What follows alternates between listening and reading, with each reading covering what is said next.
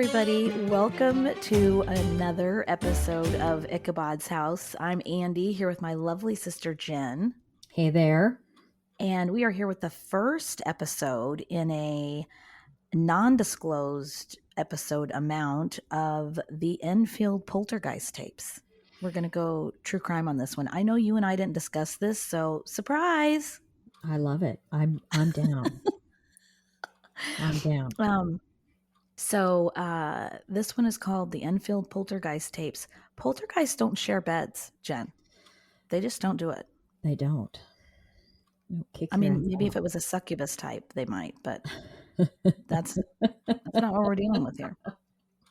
So anyway, this is going to be good fun because I love a good possession story. I know. And we'll have a lot of fun, I think, bullshitting and legitting this. Okay. Yeah, good stuff. So we'll get into that in a little bit. I don't think we have any Google and Beyond from last time. Well, it's been a year since we last recorded, so I don't have any idea. Jen and I have been a little busy. We're very sorry. If we, I was wondering how the last podcast on the left guys do it, or the ghost story guys, and then I thought they're all guys. Not to diss anybody out there, but female, we just have a lot of family responsibilities and things like that, Mm-hmm. Exactly. Yeah. So, there's this one TikTok that's going around. I don't know if you watch TikTok a lot, but this comedian says he gets a call from the school, and the school says, "Do you know what bus number your child has?" And he goes, "Do you know who you called? I'm the dad." Like, if you wanted an answer, you should have called the mom. Why are you calling the dad? Have you not been around for the last few millennia? You don't call the dad if you want to know specifics on your child. I thought that was really funny. Yep. So, okay. So anyway, we have a planner contest update. You want to go ahead with that? Yeah. So all our planners have been won and delivered. And I just want to give a shout out with names. Jeremy Bird, Shelley Lawson, Dean Klingman, Eric Venator. I don't know, Eric, how to say your last name. I apologize. And Laura Holt. Whoop, whoop. So, yes. Yay. I also want to give a shout out to Dennis Murphy and let you guys know about an awesome podcast that he has just dropped called Something Strange. Catch the episode of Telephone to the Dead if you get a chance. He tells a really good story. He's got a great voice for this. And if you want to hear what a real, legit Irish accent sounds like, I would recommend settling in and listening to Dennis because he has a beautiful voice and he never once says har tatar as Andy and I do. So anyway, I can't wait. I'm totally going to listen. Yes, he's good. He's really good. Love it. Well, awesome. Okay. Now we're going to get to Ichabod's Nose. What do you have? So I watched an awesome documentary yesterday called Battle of the Beasts, Bigfoot versus the Yeti. And yeah, that's right. You texted me about that. I want to, yeah. How was it? It was good. They break it down: strength, endurance, intelligence, and they kind of go through the whole thing. And I'm not going to say any more about it because I don't want to spoil it. So check it out if you get a chance. What's it on? I think we watched it on Disney Plus through like Discovery or Nat Geo, because National Geographic. Sorry. Yes. Streaming. Yeah, listen, we're not as hip. Some of us aren't as hip as you, Nat Geo. But it's called Battle of the Beasts. Mm-hmm. Yep. Okay. All right. I love it. Oh, that's me. I'm up next. I am watching, or did watch, have watched a couple of episodes of I Am a Stalker, which is really good. That's on Netflix. Okay. That is a documentary type. They talk to real people who have stalked. They talk with both the actual stalkers and the victims. And boy, you get a real sense of what they are thinking, which is that they I mean, they are completely in their own mind and delusional, and it's really scary. But it's really good if you like that kind of stuff.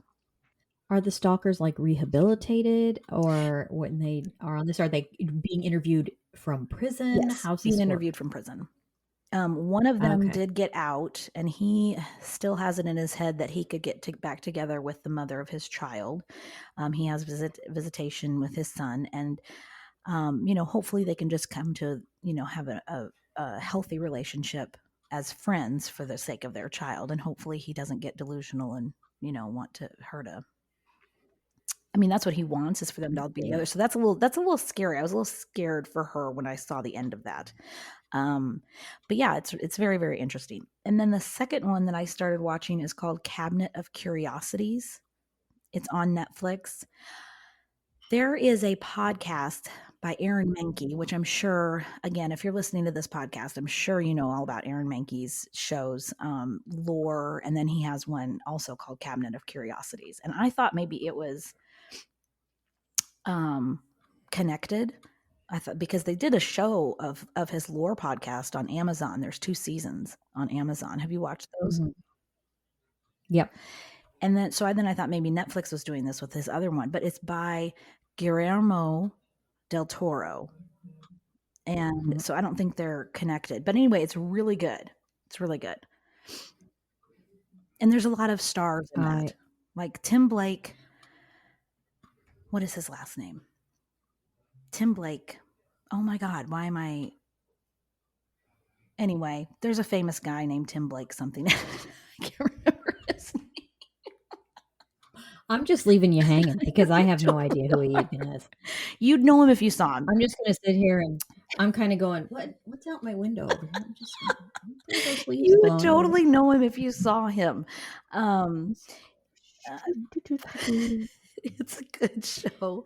I'm Googling it right. Tim Blake Nelson. That's it. Tim Blake Nelson. Um, and anyway, it's just a really good show if you like the spooky stuff. So that's what I'm watching right now.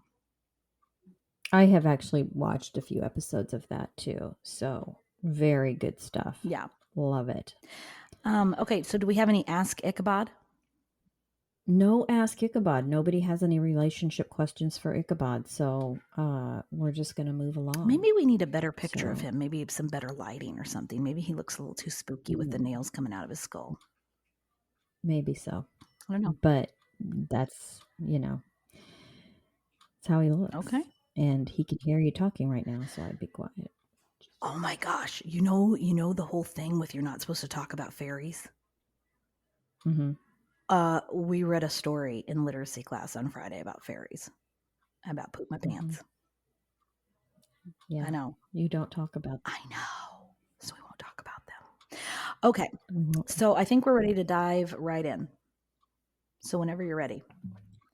Well, it has been a little while since we've had a good possession story. So Andy thought she'd just surprise me and you with one right before Halloween.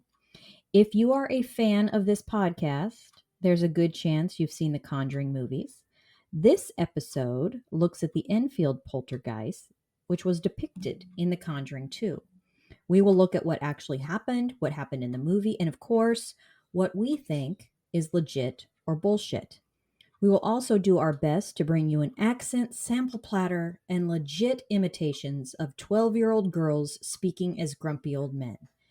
It's going to be a good time. It is. I'm really excited.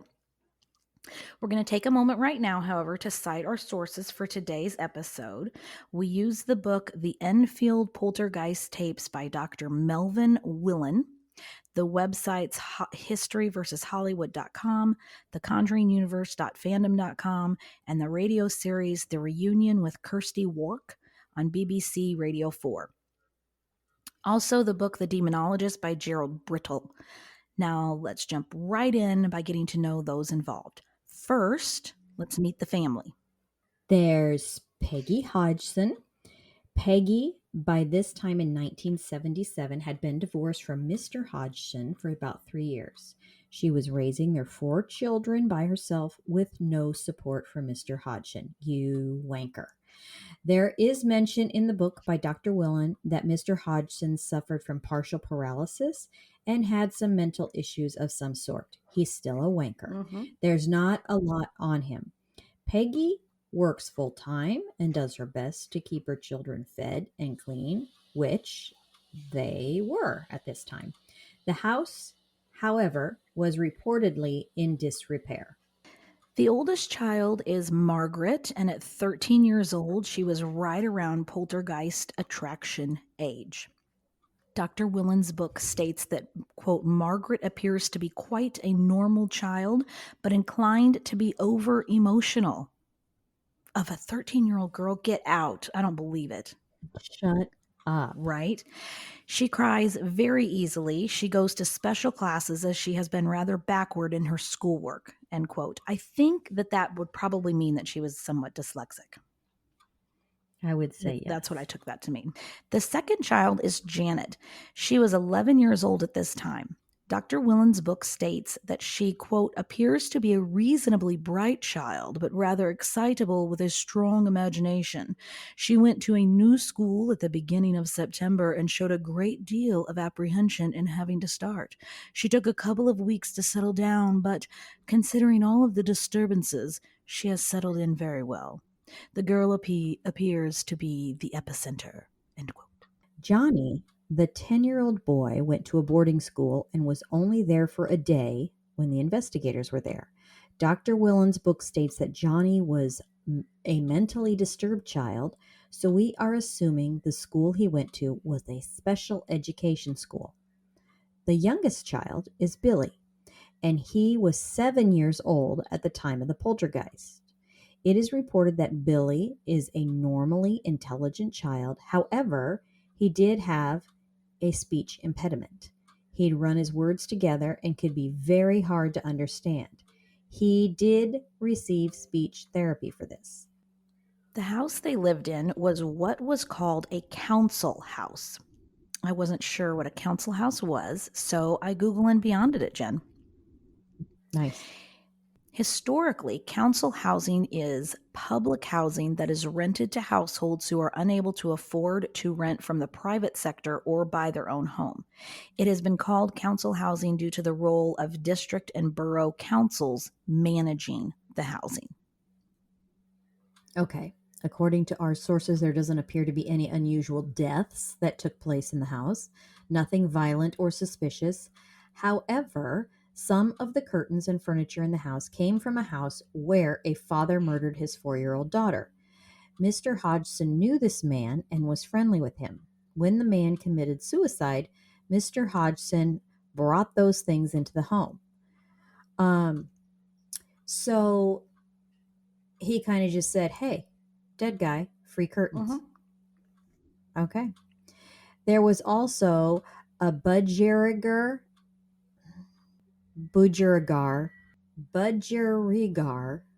and a goldfish. What the hell is that? I don't know. I'm thinking maybe a dog or a rat. I don't know. I need to look it up, but I really wanted you to say that word. It says that he brought the bird into the home after the owner Oh, so it's a died. So I'm bird. There we guessing go. maybe it's a bird. Yeah, it's a bird. It's a dog. It's a bird dog. A dog bird. Okay, so there was also this bird, which I'm assuming is some sort of bird in a cage, and a goldfish in the house. Mr. Hodgson brought the bird into the home after its owner died. It should be noted that the phenomena did start shortly after the demon bird, which no one can pronounce, was brought into the home. I wonder if he fed the goldfish to the bird. Well, I don't know why you wouldn't. I'm just saying, it was there. And then there's no mention. It was there and then it's not. So I don't know. Well, okay. So there are some people, relations of the family and neighbors, that we need to introduce. Mr. John Burcombe and his wife Sylvie. John is Peggy Hodgson's brother. He is deputy head porter at the hospital, and she is a housewife. She has a bit of a nervous disposition, but she is alert. So apparently she's not a comatose person. This is Sylvie Yes. that you're talking Yes. about. She's Okay. not a comatose nervous person. Okay. Yeah, so whatever that means. They have 2 kids, Whatever. Paul and Denise, aged 12 and 15 respectively. So then we're going to also mention the next door neighbors, Mr. Nottingham, who was about 40 at this time. He was well built and helpful with a good disposition. His wife, Peggy Nottingham, oh, another Peggy, was 38. She was a strong, dominant type, extremely helpful, highly critical, and a skeptical witness. Their son, Gary, late teens, was a well built, healthy looking individual. There was also Mr. Richardson, who was Mrs. Nottingham's father. He was living with them and was 72 years old. I found it interesting that they talked about Mr. Nottingham and his son Gary both being well built, healthy specimens. Mm-hmm. I mean, that's not what they said, but you know what I mean? I just thought that was very interesting. That is very interesting. I agree. The first disturbance took place on August 31st, 1977. The Hodgson family heard knocking sounds. Of course, that's how it always starts, is with knocking. It always starts that way. And a heavy chest of drawers moved on its own across the floor. The family notified the next door neighbors, but they couldn't find anything to explain the noises or the dresser moving. They called the police. The 2 police officers arrived, WPC Heaps and her colleague. Both witnessed, along with the family and neighbors, a chair levitating about a half inch off the floor and also moving several feet across the floor by itself. The police decided to leave, citing that it wasn't a police matter because no laws were being broken. They did, however, report the matter. But basically, deuces were out on your own, cats. Right, so that chair is indeed levitating and moving across the floor, but we're not going to do fuck all about that because that chair's not breaking any sort of law. So we're going to fuck off and leave now. Nice evening to you. To which I'm sure Peggy Hodgson probably called them all twats. You dirty twats! Yeah. No one likes you. Okay, so over the next several days, the family experienced flying marbles and Legos from an unknown source. Listen, I have raised 3 children, and at any given time, marbles, Legos, Bionicles, Fisher Price toys, Matchbox cars, Gargoyles. gargoyles, pencils, crayons, anything could be flying randomly at any point in time. I'm just saying. I was also raised in a house with a brother. So I can't totally legit that one at this point in time. So anyway, Agreed. since calling the police is not an option when your child is throwing marbles or Legos, or if a poltergeist is, Mrs. Nottingham from next door called the Daily Mirror, because if the police can't help you, then you call the news. 100%. You tell on people. You tell on what's happening. On September 5th, reporter Douglas Bentz and photographer Graham Morris showed up. More reporters and photographers followed once the story got out.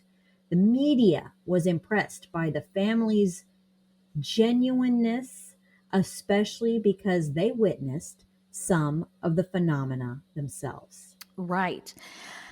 But now it was suggested that our old friends, the SPR, be called in. And we remember them from the Dottleston messages.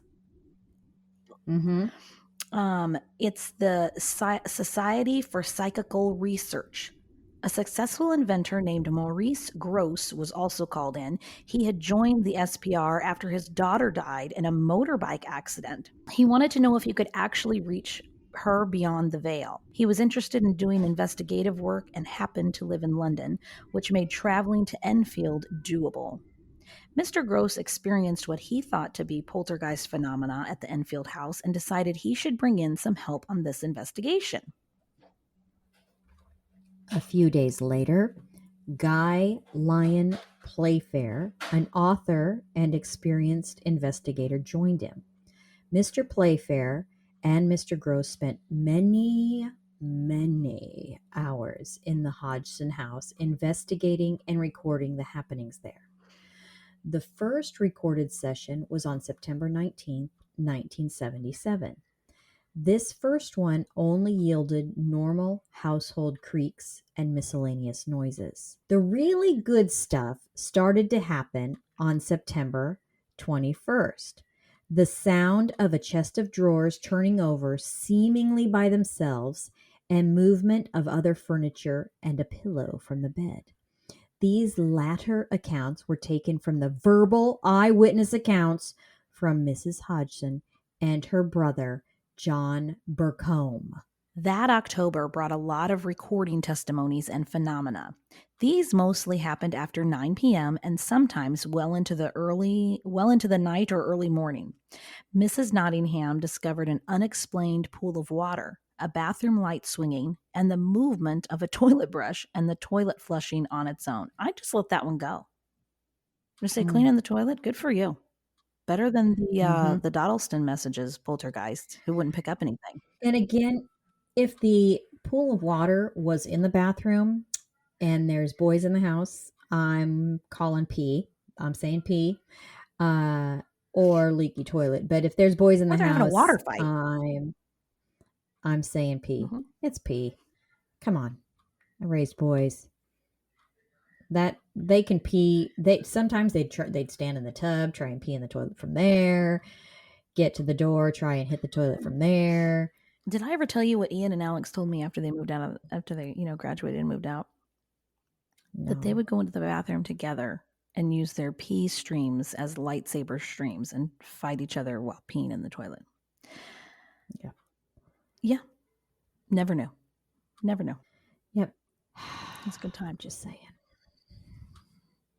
Mr. Gross had instructed Mrs. Hodgson to keep a diary of the happenings. She noted noises being heard, such as objects falling over, a drawer opening by itself, and on several occasions, a bedroom lamp being thrown. She also felt as if there was something like a cat lying on her when she was in bed. She also would complain of headaches right before the activity started. She suggested that mice could be responsible for some of the activity, but certainly not all of it. Yeah, nice. Gross. Mr. Gross witnessed a slipper flying through the air, which he felt was impossible to have been thrown by anyone present, and he also heard the collapse of a camp bed, which apparently someone was lying in at the time. Both Mr. Gross and Mr. Playfair were worried about their tape recorders being tampered with, but both Janet and Margaret strenuously denied any involvement. And as we all know, children never lie, ever. And little Billy was present for a lot of what was happening, and he was worried about it, of course. The girls would scream every time after something was thrown or moved or levitated. This happened a lot, enough to make anyone and everyone on edge. On October 3rd, a meeting was held to discuss Janet and her transition to that new school. Those in attendance were the headmaster, members of the local authority, Mrs. Hodgson, and Mr. Gross. They discussed how Janet was so tired at times that she had to sleep in the school medical room, which I'm assuming is the same thing that we would call the nurse's office. Janet was showing such an abnormal amount of stress at starting a new school that it was suggested that she should take a holiday for a week. But I'm wondering also who members of the local authority is. Is that like people who kids who are transient or school skippers, like the school like board playing something. I don't know. I just thought that was interesting. The local authorities surely wouldn't bring in the police. No. I just thought that was interesting. That is interesting. The phenomena of flying toys and moving furniture continued all through October. These are some of the things that happened: furniture turning over, drawers opening on their own, and that goddamn camp bed collapsing. Bedroom objects flying over, including a lamp and slippers several times. Kitchen objects moving, crockery, a teapot, and a washing basket, and cream crackers jumping. Jumping, holy jumping crackers, Batman. This house is haunted. Bathroom objects moving. A toothbrush, beaker, toilet brush. What the hell's a beaker doing in a bathroom? I think of a science I beaker. Maybe don't they mean like it's a know. water cup or something. I don't know. Unaccounted for quantities of water appearing on the floor. Urine. Unaccounted knockings, rappings, bangings, etc. The appearances of shadowy figures and what looked like an old lady at the window. A doll's house roof split, a jigsaw puzzle that shot off the top of a cupboard, and finally crying, whimpering, and whispering sounds were also heard. Sounds like a standard day at my house. No kidding. I mean, yeah. A lot of this, I think the things, you know, when I look out my window at night, I see an old lady's reflection in there. Um and I'm not gonna lie, That old sometimes it's really witch, that old scary. witch. I also see that bitch when I look in the mirror sometimes, and I'm like, holy Jesus, let the hag into the house. But I will say, if you've got 4 kids or 4 people and 2 SPR people in the house, there's going to be noises that the tape recorder picks up. So I don't know if they were doing dedicated sessions or whatever for this, but seems a They little they they interesting. did do some dedicated sessions, but I don't know, maybe they did leave it on in certain at certain times. I'm not really sure. Hmm. Over the month of October, when all of this was taking place. So this is what we're talking about, people. One can easily see how certain noises and disorganization can occur, as you are witnessing firsthand as we're recording this podcast. Neither of us really knows what the hell is going on. I was like, where is she going with this? That's not the script. Stick to the script, lady. No, I'm kidding. This is how we get disorganized, discombobulated. I All right, so I'm going to read something now. Over the month of October, when all of this was taking place, Mr. Gross interviewed everyone who was present, especially the girls, Margaret and Janet. He was occasionally suspicious of them. Janet could be heard giggling right before some of the phenomena took place. He also would complain about Janet sliding out of bed and that her hand could be seen just before a slipper went flying. Hmm. Hmm. Hmm. Now, I will Hmm. say, playing devil's advocate here, that when I was a kid, I would laugh and giggle every time I got in trouble because I was nervous. So if a Yeah, same. poltergeist was trying to do something to me or throw something at me, I might have just started giggling. I don't know. So I'm just saying that's a possible thing. That's a I don't know. possible thing. I would be more scared if I would giggle right before I did something, and she's giggling right before the phenomena happens. But I can remember Dad lecturing us, or when we were in really big trouble for something, sitting and we'd have to stand in front of him while he's talking, and the urge to laugh was almost Yes. overwhelming. I Mm-hmm. can remember that Mm-hmm. wholeheartedly. Like, don't laugh, you're going to get it even worse. But there's something about being in that much trouble that makes you just want to go, oh shit just got real.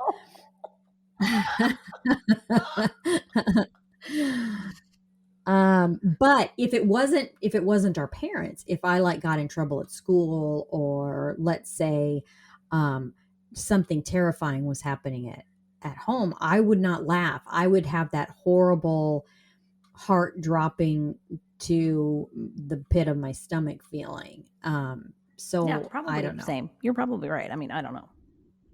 Okay. So let's just legit or bullshit this for a second. What do you think? Are the girls responsible for everything, or are they just playing pranks that coincide with the phenomena? Are they part of responsible for some of it? All of it? What do you think? Well, clearly there's some behavior issues in the family. There's a huge disruption in the family. The girls are certainly prime age for poltergeist activity. So I'm sure there could be things like maybe a cup flying off a counter, or uh, but I certainly don't think that all of it is poltergeist activity. I think that these kids are clearly, it's a dysfunctional family, right? And I don't mean any disrespect by that. Their dad bailed. Mom is doing the best she can. They are probably having to scrape for everything they've got. They've got a kid who's in an institution of some sort. They've got a little kid with a speech impediment. They've got Janet, who's clearly stressed to such an extent that the school's like, this kid needs to stay home for a while. And they've got Margaret, who's in special education classes.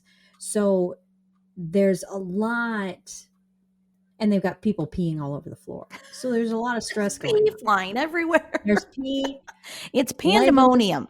marbles, urine.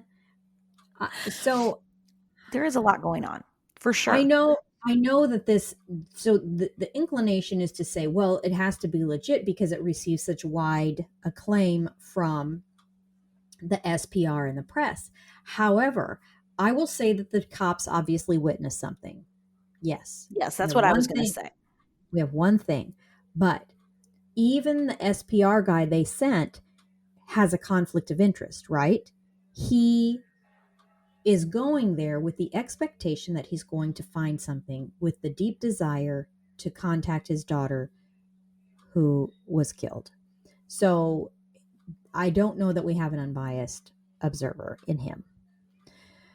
So I'm going to say one thing legit, the rest of it I'm saying bullshit. The chair moving, I say legit. The rest of it I'm saying bullshit for right now. Your I turn. agree with you. Nope, that's exactly, that was a very astute assessment of the situation, and I concur 100%. I'm completely on the same page with you. I do think that something happened because a person of, um, who's reliable and valid, right? The cop saw Mhm. it and did report it, and Mhm. also said, "I'm not helping you." This clearly is too much for me to handle, and Yes. I'm just gonna go write it. I'm gonna go write that up in a report, and I'll see you later. Thanks for Right. calling. Not a criminal chair, so I'm out of here. I'm out of here. So that part, I agree. I think that there is something going on, but to what extent we don't really know yet. So, all right, cool. So Okay. we're both on the same page with that. Okay, so because of everything that was happening and the suspicion on the girls, Gross wanted to try to communicate with whatever was causing the knockings. He tried question and answer sessions via tapping, kind of like the Fox sisters. A communicator did come forth as a result of this, and it referred to herself as Mrs. Haylock. Mm. John Burcombe and Gross tried to get the actual source of the knocking to no avail. The entity did, however, say she was looking for a glass ashtray. Okay, so because of everything that was happening and the suspicion on the girls, Gross wanted to try to communicate with whatever was causing the knockings. He tried question and answer sessions via tapping, kind of like the Fox sisters. A communicator did come forth as a result of this, and it referred to herself as Mrs. Haylock. John Burkham and Gross tried to get to the actual source of the knocking to no avail. The entity did, however, say she was looking for a glass ashtray. So there you have it. And my pack of Luckies. Where are those? Jesus. Okay. Excuse me. The rappings would sometimes go from the normal tap, tap, tap into rhythms of show tunes. And while the show tunes were being rapped out, objects such as a doll, a box of toys, or slippers perhaps would be thrown across the room. The Enfield Council did arrange for the family to take a week's vacation at Clacton-on-Sea from October 29th to November 5th. If paranormal activity happened on the vacation, It was not recorded. That's because the girls weren't there to cause problems. Well, right. Yes, I agree. The girls were not there. So obviously something's awry with that, right? Or maybe the entity just thought, screw you. I don't want to bother you people. I want to bother the So I girls. do need to tell you Who knows? something with regard to the show tunes. Chris has told me, my husband Chris has told me this story about when he was in school. They would have music class. You know how you'd go to music class for a half hour or whatever, and you'd sing songs like Mhm. 76 trombones and Frog When a Courtin' or whatever. Well, one of the things you learn I there, don't think we ever sang Frog in a Corn in music. whatever. Um, Erie Canal. I got a mule. Her name is Sal. Um, at any rate, one of the things that they had to do was clap out rhythms in his class. And there was a new student there who's like, I got this. And so he clapped this out.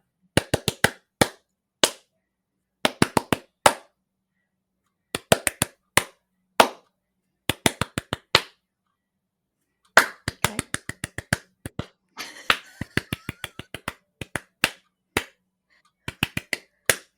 And that, my friends, is the theme to Hawaii Five-0 for your listening pleasure. I just clapped it. You're welcome. Is there anything paranormal that's going to happen with this story? No, I'm just saying sometimes. That you clap.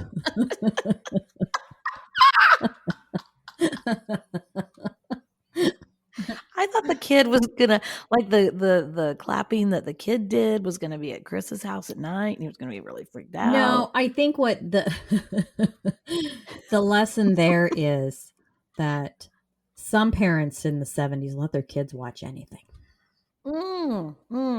Okay, I got it. I got it now. You're Thank you. welcome.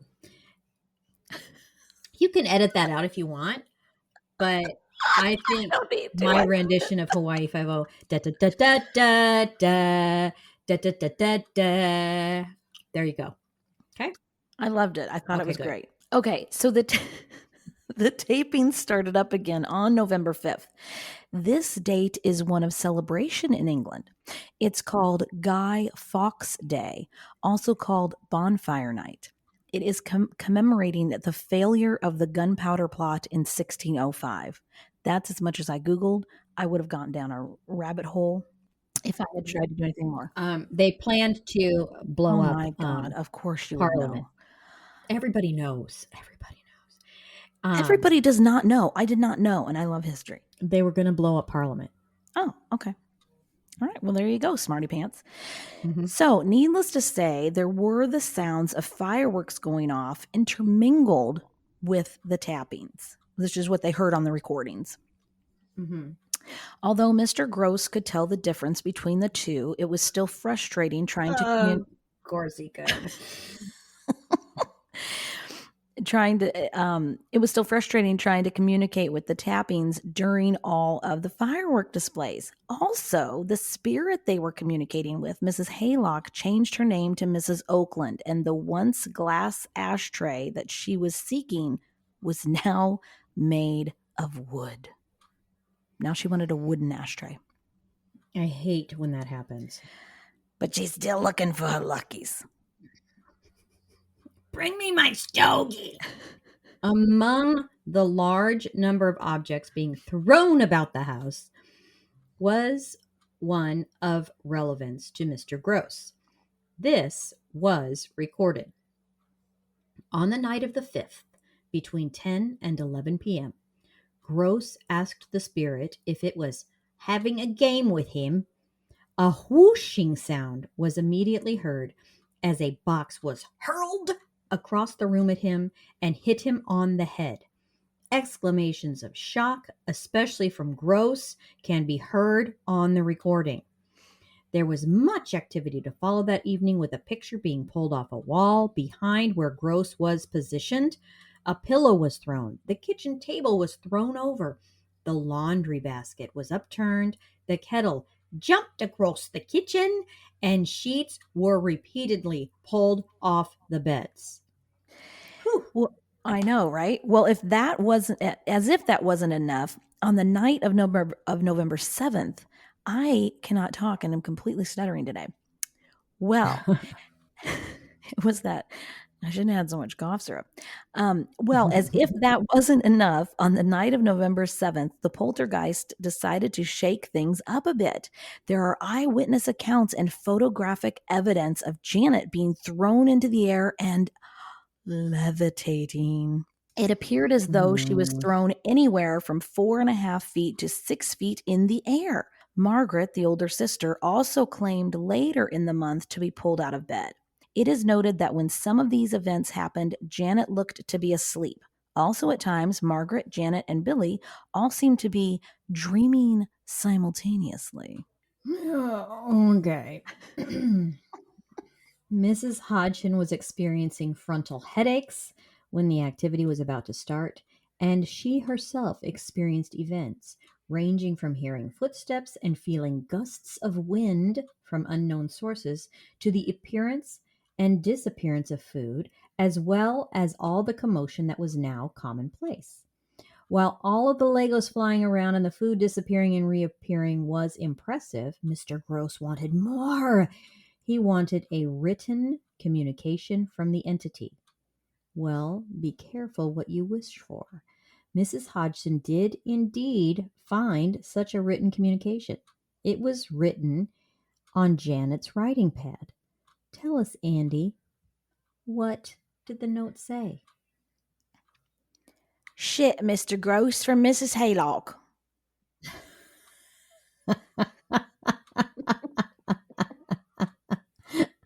However, Mrs. Hodgson was apparently calling bullshit on this because she thought it was Janet's writing and threw it away. And I would agree with that. Janet was probably thinking, I can get away with writing a bad word right now. You're not going to think it's from a ghost. Shit from Mrs. Haylock. Fuck all. Say all the bad You words I twat. want. Mm-hmm. You twat. Mr. Gross is a twat from Mrs. Haylock. Another written message was found concerning keeping Mrs. Burkham away. Janet didn't like her. Mrs. Burkham's a twat. Keep her out. Signed, Mrs. Haylock. Also, Mr. Gross believed that at times Janet was responsible for the happenings because she would ask him to leave the room and then the pillow and sheets were thrown off the bed. Huh. Suspicious? I think so. I just need you to go, Mr. Gross, could you go stand over there? Over there. Just no, outside the door, just a bit more. Outside. Just a bit. Just a smidge farther. Now close close your eyes and count to 200. 200 and ignore all the sounds coming from this room. Now, on November 9th, the first growling noises were recorded, which would become significant later on. On November 12th, the family was visited by some leading authorities on psychical research, Tony Cornell, Bernard Carr, and Alan Gauld. Unfortunately, they did not experience any phenomena when in the room with Janet, only when they were outside the room. Huh. Things that make you go, Exactly. This is when the pillow reportedly jumped and Janet was lifted out of the bed and over Margaret before being dropped. Okay. So all of that may seem suspect, but there were some accounts that may actually have merit. I'm dying to read about this. Mm-hmm. Later on in the month, the girls and Mrs. Hodgson complained about having tickling sensations in bed, and John Burkham was pushed off of one of the beds by an unseen force on more than one occasion.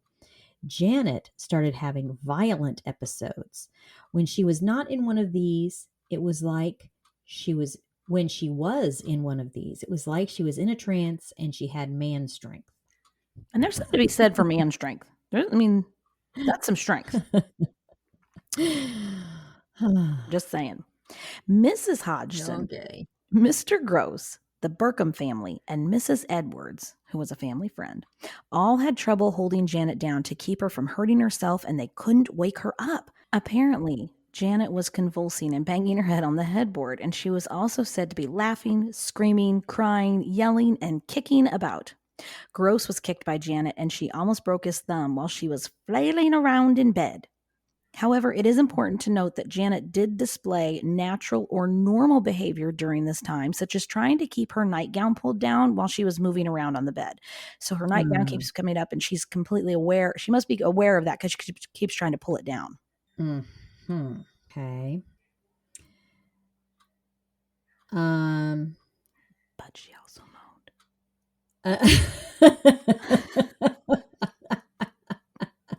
I know, but I'm just thinking about everything you just said. Oh, got you. That I thought is you were just lost.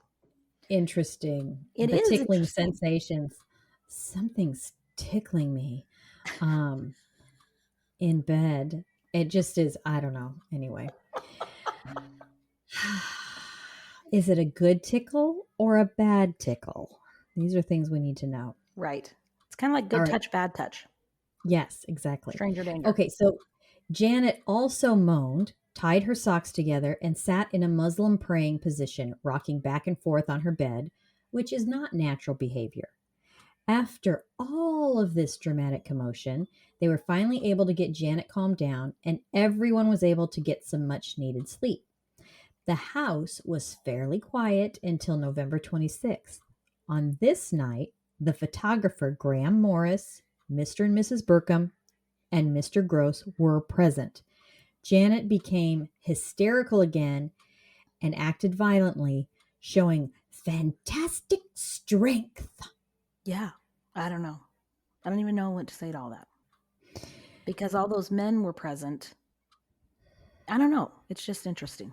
It's all interesting. That's all I can say. I keep coming back to that word, but it is. It's very interesting, Jen. Mm-hmm. Mm-hmm. On the evening of November 28th, several things of note happened. A brush was thrown. A settee turned over backwards. I don't know what a settee is. Like a couch. Okay. Love seat. And the refrigerator door was thrown open so violently it left a dent. And that is a daily occurrence in my house. Janet started crying and biting at Dr. Gross's jacket, and she started swearing. At one point, she yelled, "You are fucking hurting me!" She was thrown from her bed several times, and Mr. Gross tried to expel whatever was doing this to her. For the remainder of November, 2 more days, the bedtime events were just as harrowing. Margaret kept getting thrown out of bed, various items were thrown, and Janet was either crying or screaming. I wonder if Scarlett O'Hara could have gotten her under control with one of her famous slaps. I don't know nothing about birthing no babies, Miss Scarlett. Anyway, there was also an interesting, strange conversation that happened between Janet and Margaret, who appeared, quote unquote, to be asleep. Margaret spoke in a false sounding voice, weirdly dramatic. She said to Janet, "You mustn't sling that anymore, or I'll tell Mr. Gross." What was it she was supposedly slinging? We may never know. The following is from the taped happenings on the night of November 30th when the girls were conversing. For this, Jen is going to continue as Margaret, and I will be Janet. Peggy Nottingham is holding Janet down. "It's dead." I'm Margaret. Oh.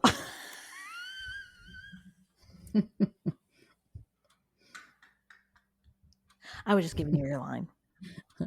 It's dead. No, it's fucking alive. The girls were shouting like a dramatic scene from a film or a TV show. Janet was crying and screaming. Billy was jumping up and down. The whole scene was chaotic. Mrs. Nottingham was still holding Janet down. "It's fucking alive." All gone. "I'm a witch." Their eyes are turned up. See? Interesting. That was the conversation they had. Well, that's just weird. Well, now we are into December, and other than Christmas Day, Boxing Day, and New Year's Eve, there wasn't a day when Mr. Gross and Mr. Playfair weren't at the Hodgson residence. A lot of things happened in December, and there was an increase in variety and quantity, and also the whistling started. The whistling, which the girls denied being able to replicate. Mm-hmm. True story. Mhm. One day, Janet was alone next door when she appeared to be genuinely upset by a door opening and closing by itself. She was then thrown up the stairs.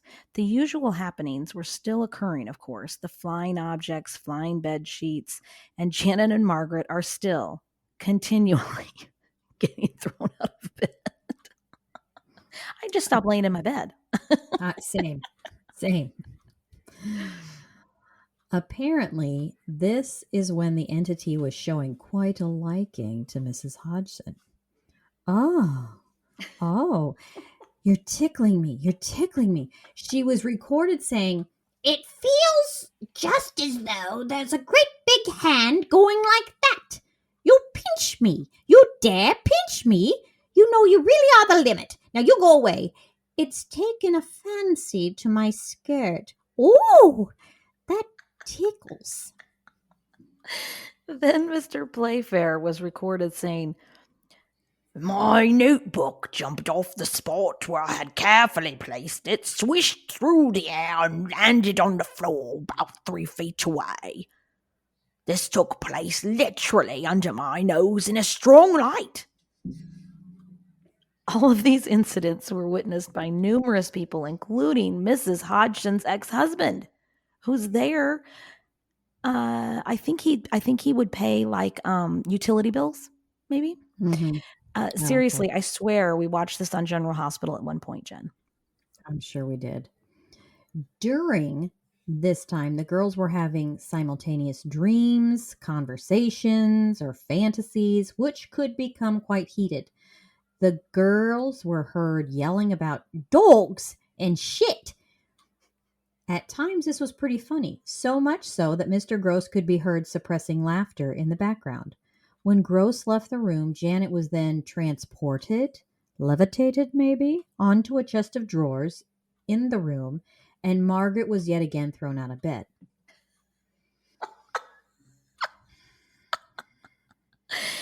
Janet became violent, and it was hard for her parents and the others to stop her from hurting herself as she was hurling and thrashing about. Then there was the occasion that the girls talked about someone dying and ghosts. Margaret spoke in a monotonous voice in her sleep. Wilkins died on that chair downstairs.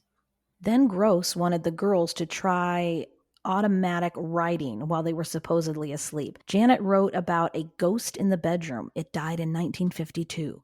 Transistor radio has been buried at bottom of the garden. On December 5th, several new faces showed up to help with the investigation. David Robertson, a physicist, arrived to investigate the occurrences.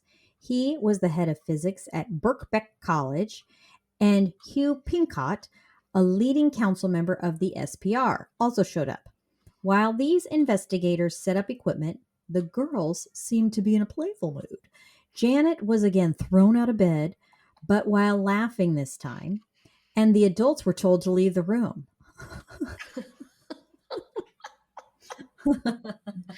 Trust us, just leave the room because a lot of shit happens if you leave the room. Sounds of a bouncing bed were recorded and further girlish laughter, with Janet accusing Margaret of doing it. The girls were also recorded saying, "Bugger off," and "It's great fun here." I think I would have a lot of fun too if I was a kid and could boss adults around. No shit. On December 6th, Janet became violent again, and Billy was upset by a dream he had experienced, and both girls were thrown out of bed. God almighty. Gross was a bit suspicious of the activity, but he consoled Janet when she was distressed at the implication that she was moving on purpose, like a gymnast. Dr. Ian Fletcher was a hypnotist brought by Playfair to help investigate.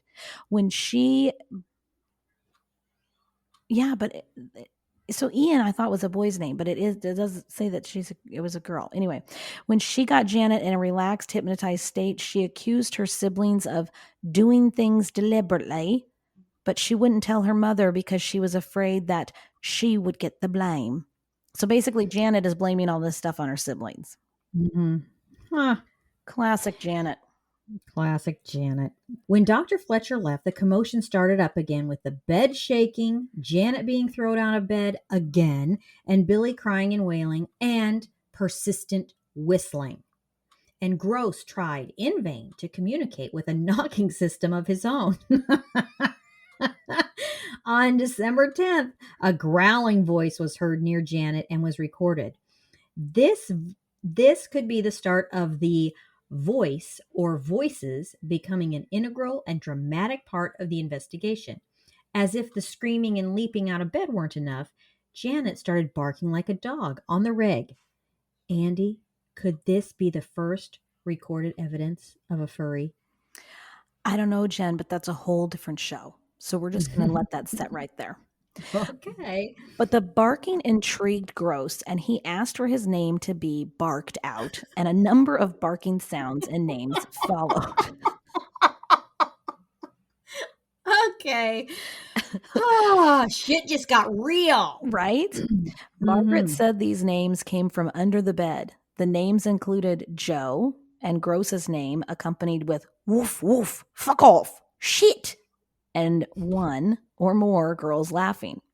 Gross attempted to communicate with the voice to no avail, and he was also unsuccessful at his attempts to explore that incessant whistling. So, as if there weren't enough people involved in this investigation, a few more people decided to join the party. John Beloff, professor of psychology at Edinburgh University, and Anita Gregory, an experienced SPR member. The voice was now using different names such as Charlie and Joe. Gregory asked several questions of the voice, but the replies were either abusive or of a growling, rasping, barking nature. Are you enjoying yourself? Yes, very much.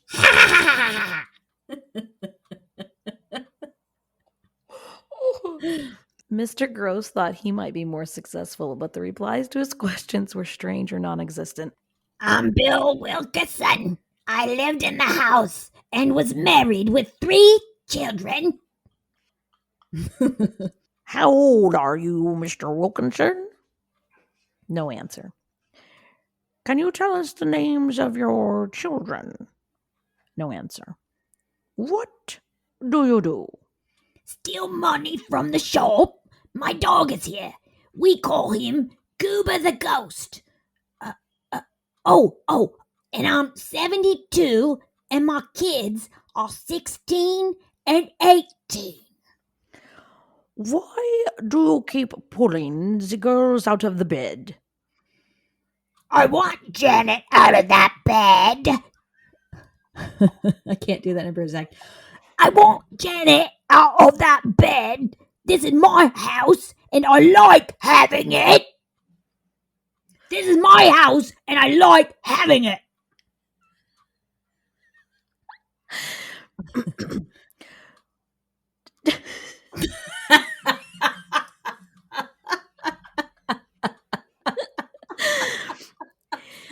Do you want Margaret out of her bed too? Fuck off, twat. What kind of music do you like, Mr. Wilkerson? Jazz, perhaps? Scarlet fever. After this session, there's a lot of singing to show tunes. Mr. Gross and Playfair were trying to get the voice and Janet to sing simultaneously. This never happened. After the American Bandstand show tune session, the voice mentioned it had 58 dogs protect me. It also states, I'm Bill Haylock, and I didn't die. Finally, the voice requests that Gross and Playfair stay outside to keep all the germs out. Once again, you adults stay out there. God. Well. We should probably, before we go, let's legit or bullshit one more time. Oh, there's so much bullshit here that it is stinking up my house. Yeah, there is. There's a lot of bullshit here for sure. A lot. There's probably a skosh, a trace of legitimacy, like maybe one thing weird that happened, like a weird noise. Like, you know what? I would liken it to the experiences you and I had, Yeah, for which sure. never scared us. The TV knocked over, a cup flying off a counter once in a great while. We never called in the SPR. We just went Or the about our police. business, or the Right. police. And there wasn't a lot that went on. We didn't fabricate anything. We didn't really tell anybody about anything. It was not something that disrupted our lives in a Right. serious way. So I'm guessing there were maybe like those tiny, tiny little things that happened. Little nuggets. Mm-hmm. Other than that, bullshit. Yeah, no, I agree. I think that there's there's no validity or reliability to anything. You can't have it if you keep getting told to leave the room and then that's when the things happen. Obviously, there's no. I mean, that's just not valid research right there. I just can't. Yeah, I can't get into that. All right, so that is as good a place as any to stop for today. We'll be back in the next couple of weeks with another episode of the Enfield Poltergeist. We want to thank you all for listening. Please get in touch with us anytime. Reach out to us on Facebook, Instagram, Twitter, or email us at ichabod'shousepod@gmail.com. You make every episode a pleasure. Until next time, remember, Ichabod loves you. Carry a flashlight and always bring extra pants.